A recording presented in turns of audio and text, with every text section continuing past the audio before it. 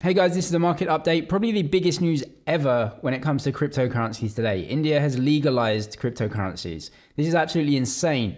India has 1.3 or just over 1.3 billion people, and they can legally trade cryptocurrencies. This is obviously huge for pretty much the whole industry, and it's absolutely crazy. There are some caveats though, including a 30% tax, which isn't great, but I see this as the start of something that they can negotiate down in different areas.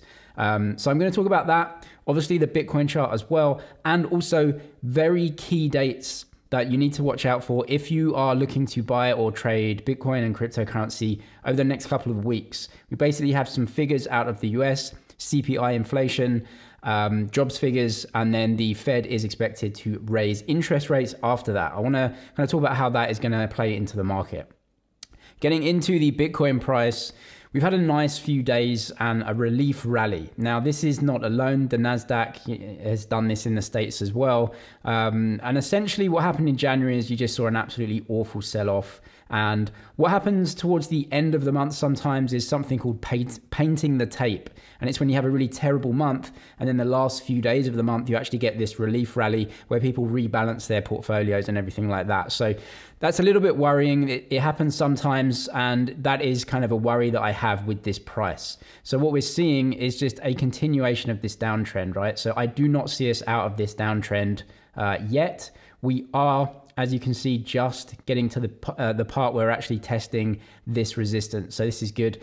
Now, these types of lines, you can't, really rely on them a lot, but it is a key level right here, and we seem to have found some support. And, if we can keep this very significant kind of 37, 38 level, I think that would be very good. But look, long term, Bitcoin has gone up for 10 years with some hiccups in between. This is one. And we obviously got huge inflation figures and jobs figures out from the States, which is what I want to talk about. If you trade crypto futures, have a look at Bybit. If you don't have an account, you can get up to $4,000 as a deposit bonus. Just deposit crypto and you can get up to $4,000 in your trading account to go ahead and trade. Crypto futures aren't for everyone though. What I want to look at really is CPI figures and then jobs figures out the States, because this is going to affect how the market kind of reacts to the Fed's rate hikes as well. So these are key dates to watch out for. First is Feb 4th. This is the labor participation. So this isn't going to be great. We've actually had the White House come out and say that essentially this, when they took the data, is when everyone was calling in sick with the virus. So this isn't going to be a great print, and they are preparing the market for this. So this is going to be a terrible print. Why this is important is because if you have fewer people participating in the labor market, inflation goes up. That's not good. The reason that's not good is because look what we've seen with the price of Bitcoin, and this is following the price of the stock market. If we go over to the interest rates, these are the 10-year treasuries. You can see interest rates rising. Obviously, the Fed needs to raise rates because inflation is so out of hand. Why that's important, obviously, is because when you have fewer people participating in the labor market, wages go up, adding to inflation means the Fed needs to tighten even more. That leads to interest rates going up, asset prices going down. So not good. The White House is telling us basically Feb 4th is going to be a terrible number.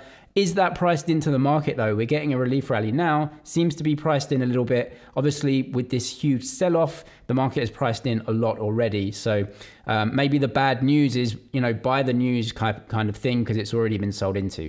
The next one is Feb 10th. This is the actual inflation figures, which again are going to be or expected to be extremely high. So again, if everyone expects them to be high, we've already had interest rates rising in the market. We've had asset prices falling. Everyone expects them to be higher. So again, no surprises here. Then we have March 4th. That is another labor participation number. And that should be expected to be way, way better because the virus is pretty much over now, right? People are getting back to normal. So March 4th is really when you see labor participation should be going up. And that means wage pressure comes down. So hopefully that means the economy is getting back to normal. And that is a good sign. And then we have March 10th, which is the CPI inflation figures. So this will show us if inflation, that's really the figure, is CPI coming down? If it is coming down, if we print a lower print, then that is very, very good. And I think the market will react pretty strongly to that because as we know, the Fed really are going to raise rates in their meeting in March. and they're raising them by 25 basis points, which is the consensus. Also, before I get into the India story, if you do want to have a look at the crypto investor course, I'll leave the link in the description. Price is going up next week. I've added 25 new videos here. You can see my trades and my portfolio and come and join the community. I'll leave that link in the description if you want to check it out. 150 videos on kind of putting together a crypto portfolio. So yeah, when it comes to India, this is absolutely massive news, right? So people in India can now trade Bitcoin and other cryptos. The downside of this obviously is the 30% tax. So kind of to explain this very simply, what I kind of read into this is basically that India has said, look, this stuff is an opportunity and it's growth, but it's not money. These are investments, and that's basically how they're taxing them. So a 30% tax on capital gains, basically.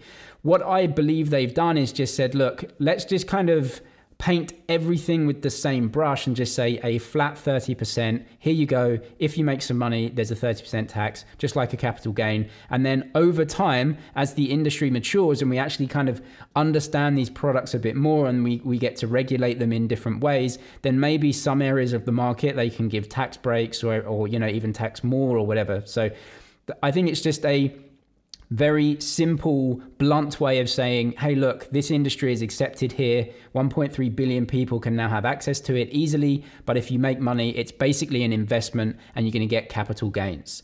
Obviously, the further to this as well is that, look, they're making a CBDC, right? So this is absolutely nailed on, either this year or next year. That is the digital currency. That is the currency that will have no tax on it and you can use as a currency. And that will either be on their blockchain, I presume. I doubt they'll be using another blockchain, but they may be doing that. So they're proposed to introduce digital rupee using blockchain and other technologies this or next year. Any income from essentially trading and making money and investing is taxed with a capital gain of 30%. I believe this is very, very good. So these are investments that we've got, these crypto assets like Bitcoin and Ethereum are crypto investments. And obviously currencies are different. And it looks like in India anyway, they're doing a CBDC. America is way behind, like absolutely way behind. I don't even know what they're doing, to be honest. They can't even bring a CBDC out because they just don't have anything done in that regard. Pretty crazy, to be honest. But obviously they're relying on Circle USDC to kind of push that forward. So, in America, it's kind of private companies, you do it. I think that's a good thing overall. In India, it's the government have said they're going to have a CBDC. So we're seeing crypto be accepted around the world. It is here. If you are in any doubt that crypto is, and it's something that may disappear, it absolutely will not. It is here. If you want to know how to kind of put a portfolio together, check out the course in the description. It goes through from start to finish what crypto is and how I invest in it over the long term to grow wealth in the crypto industry. Everything's in the description and the Bybit link as well. I'm James with Money ZG. Cheers for watching, and I'll see you in the next one.